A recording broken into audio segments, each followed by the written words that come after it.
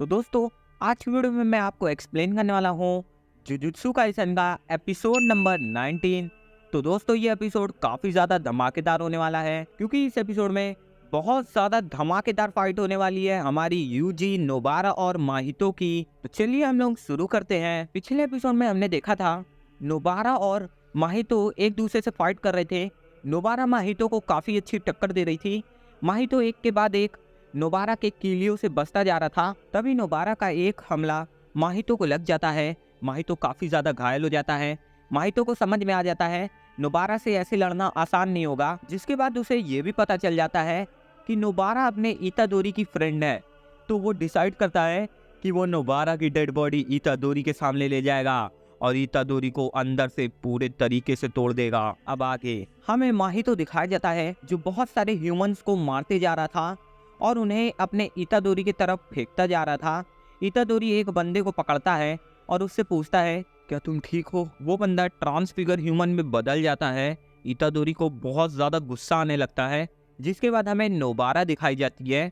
माहितो उसके ऊपर हमला कर रहा था। नोबारा उसके हमले से बचे जा रही थी। माहितो मनी मन बोलता है, ये तो बस मेरे हमले से बच रही है, ये कितना बोरिंग है।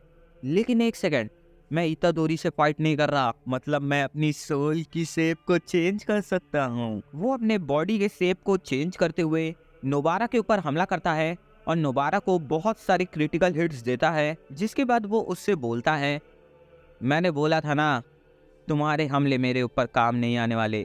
नोबारा बोलती है, तो क्या हुआ, फिर भी मैं कोशिश नहीं छोड़ूंगी। जिसके बाद नोबारा फिर से माहितो के ऊपर हमला करती है। माहितो उस हमले से बच जाता है। जिसके बाद नोबारा गायब हो जाती है। तभी माहितो देखता है नोबारा उसके ऊपर है। नोबारा बोलती है, तू तो गया बेटे। नोबारा अपने हेयर पिन से माहितो के ऊपर हमला कर देती है। माहितो कुछ समझता उससे पहले नोबारा उसके माथे पे अपनी कील घुसेड़ देती है। माहितो समझ जाता है नोबारा सिर्फ एक्टिंग कर रही थी कि वो बेवकूफ़ है और उसके पास कोई प्लान नहीं है। माहितो बहुत ज़्यादा पछताने लगता है। तभी नोबारा अपने रेजोनेंस का इस्तेमाल करती है, जिसकी वजह से इतादोरी के सामने जो अपना माहितो था उसकी बॉडी सफ़र करने लगती है। इतादोरी समझ जाता है कि नोबारा ने माहितो की डबल्ड बॉडी पे रेजोनेंस का इस्तेमाल किया है, जिसकी वजह से माहितो की रियल बॉडी सफ़र कर रही है। और अब जैसे ही अपने माहितो की रियल बॉडी सफ़र कर लेगी, उसके बाद अपनी डबल्ड बॉडी पे भी असर होगा। और जैसा इतादोरी ने कहा था वैसा ही होता है। इधर जो फेक बॉडी थी अपने माहितो की, उसको भी दर्द होने लगता है और उसका भी खून बहने लगता है। माहितो बोलता है, अब तक मैं बस इतादोरी को अपना दुश्मन समझ रहा था, लेकिन नोबारा भी कम नहीं है। नोबारा को रियलाइज होता है कि उसकी कर्स्ड एनर्जी जो है वो इधर उधर ट्रैवल कर रही है। वो ये भी नोटिस करती है कि माहितो का हमला इतना ताकतवर नहीं था, ऐसा मानो उसने बस उसे धक्का दिया हो। वो माहितो से बोलती है, मुझे शक है तुम कुछ डबल अबल हो ना। माहितो बोलता है, सही पकड़े हैं। हमें इतादोरी के पास वाला माहितो दिखाया जाता है जो अभी भी सफर कर रहा था। इतादोरी नोबारा को शुक्रिया बोलते हुए माहितो पे हमला करने लगता है। वो लगातार माहितो को मारे जा रहा था और रुक बिल्कुल नहीं रहा था। वो माहितो पे हमला करते जा रहा था। इधर हमें नोबारा दिखाई जाती है जो बोल रही थी, अब मेरी रेजोनेंस टेक्निक उसके ऊपर असर करेगी, अब तो बैटल शुरू हुई है। तभी माहितो वहां से भागने लगता है और नोबारा से बोलता है, दमे तो पकड़ के दिखा। नोबारा जो रहती है वो माहितो के पीछे भागती है, लेकिन उसका मानना ये था उसे ब्लॉक 5 में जाना चाहिए। लेकिन तभी वो देखती है माहितो सबवे में जा रहा है। वो डिसाइड करती है कि वो सबवे से ब्लॉक 5 में जाते हुए माहितो का कत्ल कर देगी। इधर इतादोरी वही वाले माहितो पे हमला कर रहा था, लेकिन माहितो की बॉडी और ज़्यादा सोल्स में डिवाइड हो जाती है। इतादोरी समझ जाता है अगर वो इन सारी सोल्स को मार देगा तो माहितो भी ख़त्म हो जाएगा। इतादोरी एक दो सोल्स को मार भी देता है, लेकिन वापस से वो सारी सोल्स जुड़कर अपने रियल वाले माहितो में कन्वर्ट हो जाती हैं। इतादोरी उसका पीछा करता है। तभी उसे दो दो माहितो दिखाई देते हैं। वो समझ जाता है माहितो ने अपनी बॉडी को 2 पार्ट्स में डिवाइड किया था, अब वो अपनी बॉडी को वापस से एक करने वाला है। इतादोरी उसे रोकने जाता है, लेकिन तभी इतादोरी देखता है माहितो अपनी बॉडी को बिन जोड़े आगे बढ़ जाता है। नोबारा ये सब नहीं देख पाती। इतादोरी उसे चिल्लाकर बुलाता है, लेकिन नोबारा नहीं सुनती। नोबारा ने अपने गार्ड्स को भी डाउन कर रखा था क्योंकि वो माहितो का पीछा कर रही थी, जिसके वजह से माहितो का हमला नोबारा के फेस पे लग जाता है। इतादोरी माहितो के कॉपी को बहुत भयंकर मारता है, उसके पूरे शरीर से खून बहने लगता है।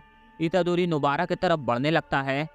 माहितो बोलता है, ओह नो, मैं इस लड़की को एक हिट में नहीं मार पाया, ये सिर्फ इतादोरी की वजह से हुआ है। जिसके बाद हमें 2009 का समय दिखाया जाता है। हमें 6 साल वाली नोबारा दिखाई जाती है जो एक गेम खेल रही थी टेलीविजन पर। वो उस गेम में हार जाती है। नोबारा के फादर उससे बोलते हैं, नोबारा अगली बार अच्छे से ट्राई करना और जब अपोनेंट रिकवर कर रहा हो तब तुम्हें उसके ऊपर हमला करना चाहिए। नोबारा बोलती है, मुझे ऐसा लगता था मेरी विलेज में सब लोग पागल हैं और सिर्फ मैं ही अकेली हूँ जो वहाँ पर सही हूँ। क्या तुम श्योर हो तुम इस बैकपैक से काम चला लोगी?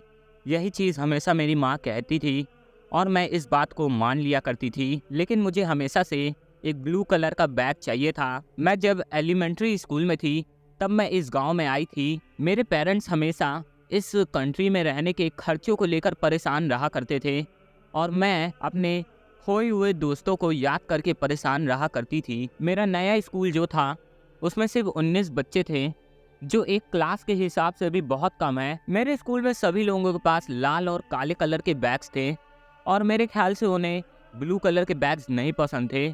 जिसके बाद मैंने एक फूमी नाम की लड़की से अपने बैग को ज़बरदस्ती ट्रेड कर लिया, लेकिन छुट्टी में नोबारा को उसका बैग वापस मिल गया। इसी तरीके से नोबारा फूमी के साथ रहने लगी, उसके फैमिली वालों के साथ मिलकर खेला करती थी। तभी एक दिन नोबारा बोलती है उसे ये विलेज नहीं पसंद क्योंकि यहाँ पास स्ट्रेंजर लोगों से दोस्ती करना उसे काफ़ी मुश्किल लगता है। कुछ सालों बाद एक औरत मेरे घर मेरा वुमनहुड सेलिब्रेट करने के लिए बीन राइस लाई थी।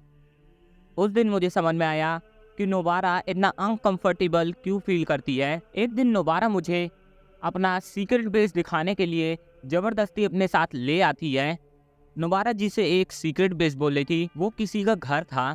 उस घर में एक साउरी नाम की लड़की रहती थी जो नोबारा को ग्रीट करती है, साथ ही साथ फूमी को भी ग्रीट करती है। नोबारा बोलती है, आज मैं अगर साउरी को याद करती हूँ तो साउरी काफ़ी अच्छी लड़की थी, लेकिन हमेशा वो घर पर रहा करती थी। फूमी बताती है साउरी से मिलने के बाद नोबारा का मूड एकदम चेंज हो जाता है। तो दोस्तों चलिए एपिसोड को यहीं पे एंड करते हैं। इसके आगे की स्टोरी अगर आपको देखनी है जल्दी से 150 लाइक्स इस वीडियो पे कर दो। मैं बहुत ही जल्दी आपके लिए इसका अगला पार्ट लेते आऊँगा और इसके आगे की स्टोरी एक्सप्लेन कर दूंगा, क्योंकि मेरे ख्याल से अगले एपिसोड में इससे भी कम दिखाया जाने वाला है और मैं जुजुत्सु काइसेन की एनीमे की स्टोरी से आगे ही चल रहा हूँ। तो अच्छी बात है, अगर आपको एपिसोड जल्दी देखना है तो इस वीडियो पे 150 लाइक्स कर दो। तो बस गई ज़्यादा नहीं, आप फिर से बाय बाय गाइस।